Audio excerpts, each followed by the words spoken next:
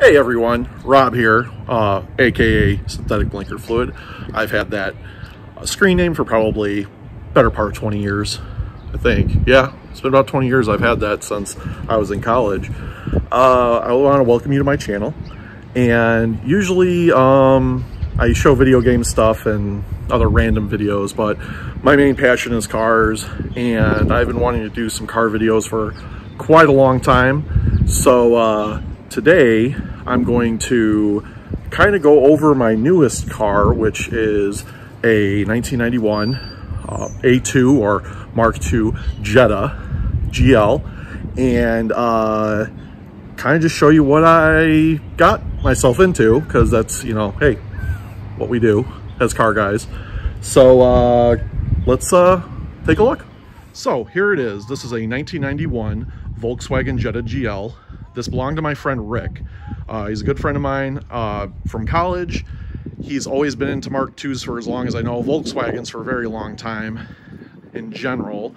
So this car just came about as I was at his house one time, and he said he needed to get rid of it as he had too many cars, and he had been trying to sell it, and he had a lot of tire kickers. And I asked him, I said, well, how much do you want for it? Because I've been looking for, you know, a Radwood era car for a while, and I wanted to know what he wanted, and, you know, try to see if maybe I could buy it off him. And he thought about it for just literally a quick second and said, you know what, you can have it. And I was very surprised, because if you know me, you know I have very bad luck, and to have a running driving car fall into my lap with I'm gonna say a minimal amount of work was very rare. So I really jumped on it, and it took a while to get the car. It took almost a year to get the car. And then I got it home. I didn't have a place for it because the town I live in, you kind of need plates, and I couldn't leave it sit in the driveway because my wife needs to get her car in and out of the garage. So I finally got plates. I finally got it titled and licensed, and here it is at home. So for all you Mark II guys are probably watching this, as you notice, it has a GTI front grille, and Rick did that. He decided he liked the look better than the standard rectangular Jetta headlights. As you see, these have the BBS-RA wheels, which are more common on the GLI, but Rick found a set and threw it on here. The paint on this car is not perfect by any means. I don't know if it'll show up in the video. Yeah, you can see it, how badly scratched this paint is. It is not in good shape. Now, you all are questioning where this car probably came from. This car came from Cape Cod. And now you're saying to yourself, holy crap, Massachusetts? Oh, a New England car? Well, this has to be a fairly rusty car. And actually, it is not. Now, that's not to say that there isn't some surface rust in certain areas that need to be dealt with. But the underside of this car is almost immaculate. There's a couple spots that are concerning, but this car was undercoated probably by either the dealer, maybe the factory, I'm not sure, but it has stayed fairly rust-free. Rick did tell me that he did wash the underside of this car a lot in the winter, so that probably saved a lot of salt from, you know, sticking to the metal. And but there is some rusty parts on here, and it needs to be replaced, but that's in due time. So being a GL, it doesn't come with like all the crazy stuff. It isn't a, you know, 16 valve motor or anything like that. So it's a pretty just standard Jetta for the most part, except for some extra parts. So let's take a quick look at the engine and see what we got under there. So this is what we have under the hood. Now, for some of you Mark II guys, you may be already noticing that there's something a little off here for a 1991 Jetta. And yes, this is a 2-liter 8-valve intake. However, this is an ABA head on top of a 1.8 block. The head was shaved to increase compression, and it is running a Digifont system on it. Rick kind of put this together, and the car runs great. I can't complain for as long as it's sat, because it's sat for probably about 5 or 6 years.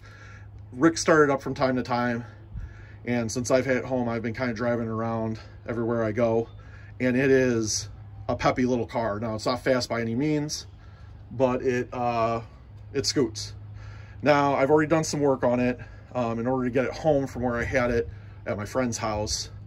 I did have to do a couple things. First off was I replaced the alternator. This originally had a 90 amp alternator in it. I had to butcher it to get it off because the stud for the battery cable broke off inside the back of the casing, so it was a pain in the butt to get this out. But I replaced it with a 120 amp alternator because I do plan on putting a stereo in here with a sub and everything else. And I'll explain more of that, you know, as my plans for this car move forward. The other thing is I did put a brand new radiator in. The other one, it wasn't leaking when I picked it up, but it sat all winter. And then after getting it running and it warming up and going through a couple heat cycles, it actually caused a leak on this side down between the tank and the fins, the cooling, you know, tubes and all that stuff. So this is, you know, a whole new radiator, and it cools very well, so that's great. Did have to fix some wiring here. The cooling fan wasn't kicking on at all. Ended up finding out the ground and this wire here, which I believe goes to one of the fuses,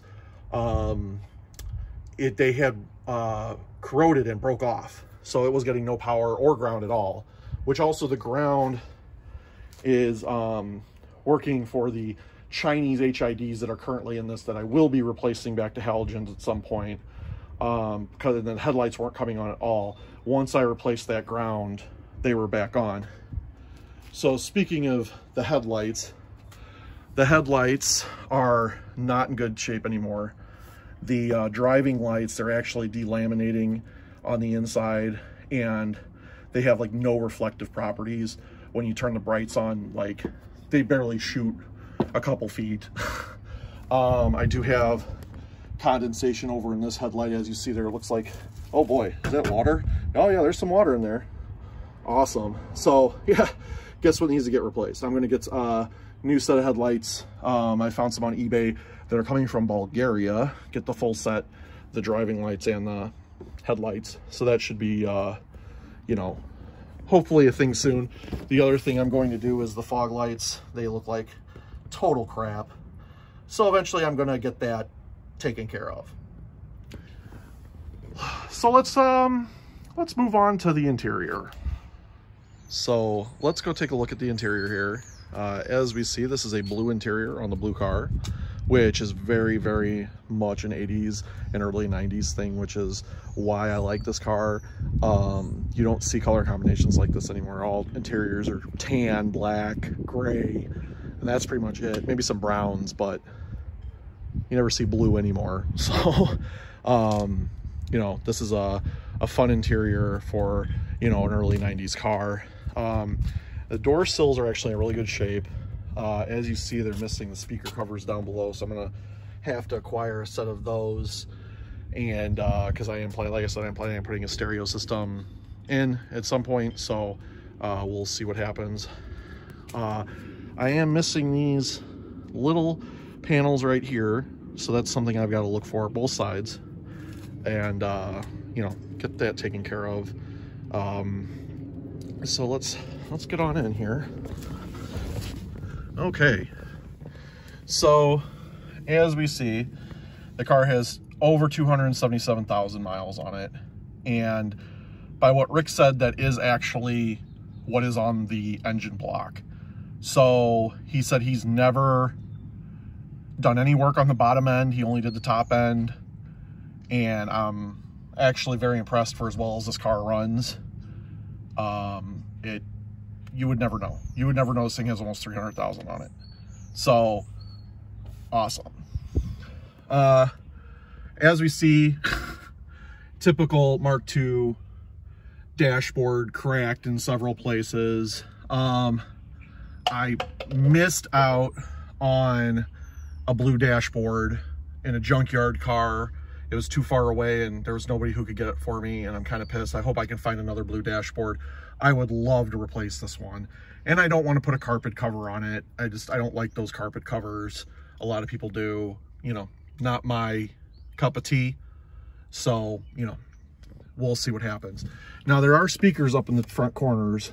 They are Boston acoustic. I'm going to look and get these hooked up at some point and see if these actually work. The ones in the package tray and back, they're falling apart. So I'm hoping maybe these are okay, but if not, I'll be pulling these off and replacing them, which I have heard and seen are a pain in the butt to do. But what are you going to do? Anyways, so as you see, there's a radio delete here. Rick, I imagine, put in these Pro Comp autometer gauges. I have no problems with autometer gauges. They're great gauges. I don't like the looks of these. So at some point, I would like to replace these with VDO, because VDO is the brand.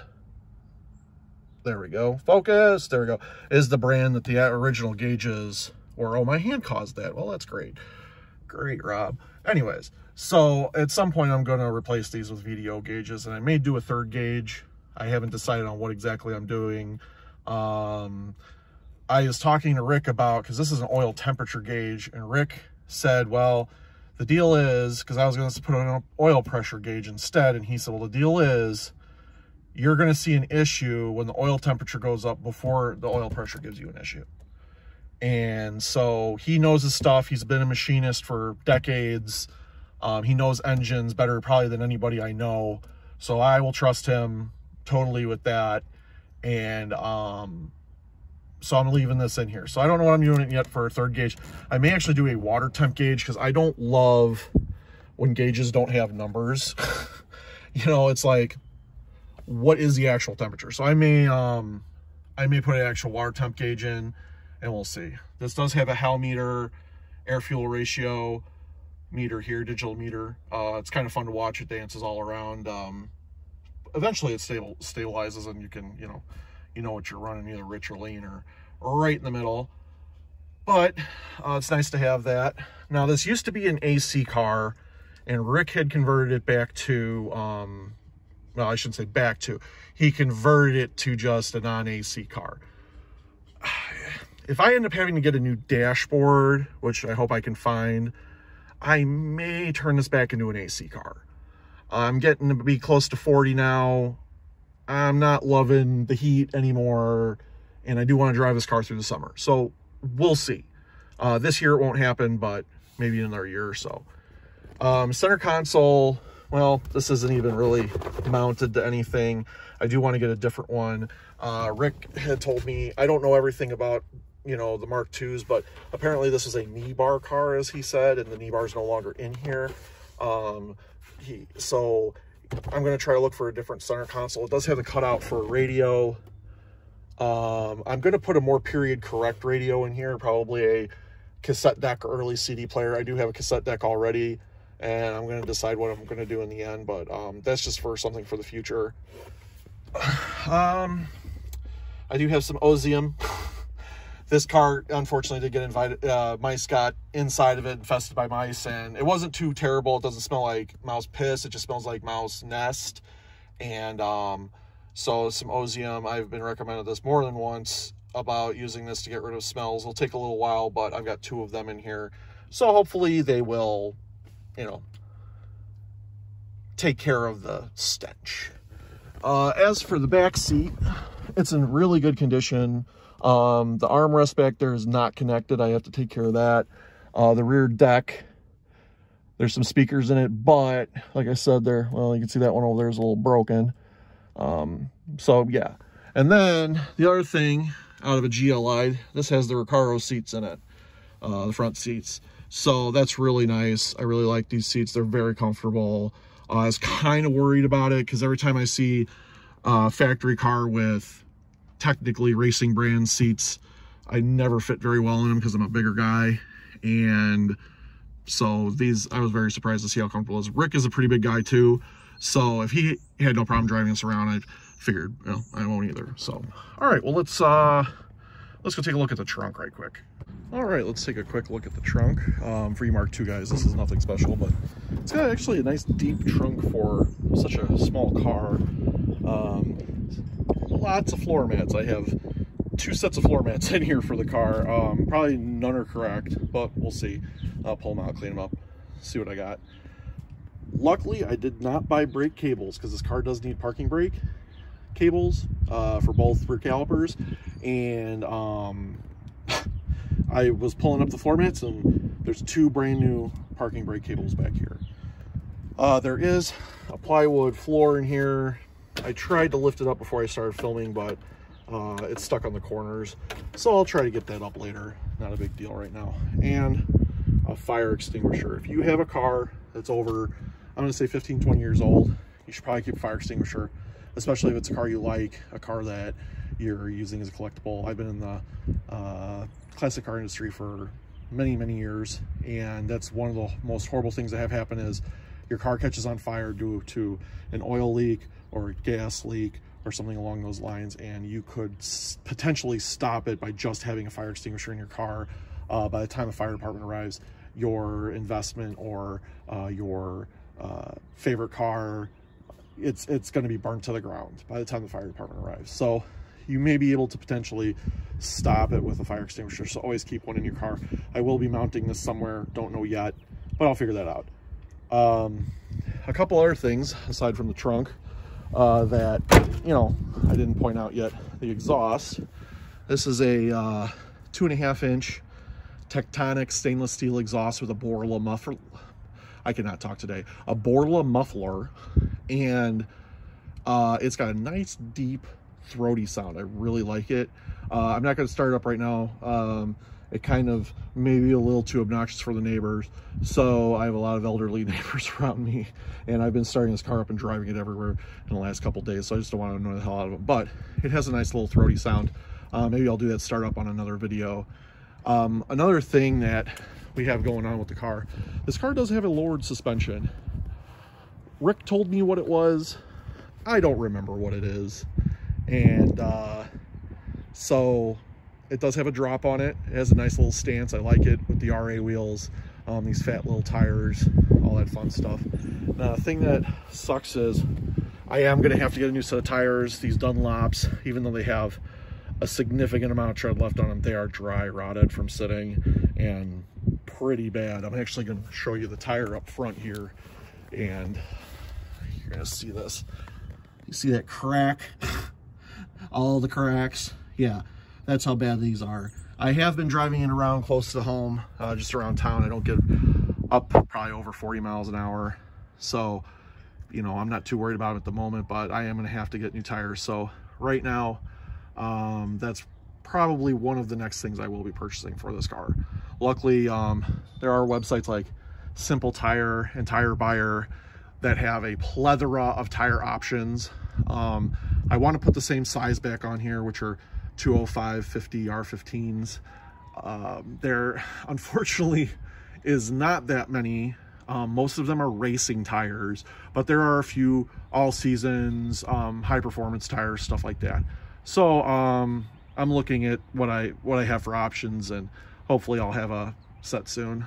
The other problem I have is right now, another thing, you see that nice puddle down there? Yeah, I'm leaking fuel because as you see up there, the fuel pump, the bracket broke and it rusted away. Those good old New England winters, it did not survive it. And I have it hanging by a wire right now, baling wire, and that needs to be replaced. Luckily, I've kind of put an SOS out to the Mark II guys, and a couple guys are telling me they have brackets and such, so I should be able to get that back up and mounted. And I think the pump itself has to be replaced. I think that's what's leaking, so we'll see what happens.